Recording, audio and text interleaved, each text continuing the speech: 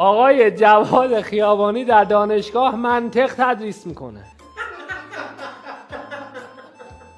خاورمیانه هر روز عجیبتر از قبل. ما امروز اینجاییم چون کلاس داریم. کلاس داریم چون اینجاییم. یعنی چون کلاس داریم اینجاییم پس هستیم. شاه حسینی نیستش استاد. یعنی وجود نداره؟ وجود داره. وجود داره پس هست. جلال حسینی. بله. جلال رافعی. حاضر. چه جالب. ما الان تو کلاسمون 2 تا سید جلال رافعی داریم. سید جلال رافعی و سید جلال حسینی. تا کی وقت داریم تمرین بفرستیم؟ تا 1 بامداد امشب. البته 1 بامداد دیگه فرداست. پس تا 1 بامداد فردا. چون 1 بامداد دیگه امشب نیست. به نظرتون بهترین فیلسوف تاریخ کیه؟ ارسطو با اختلاف خیلی خیلی زیاد از همه سرتر بود، حتی از سقراط.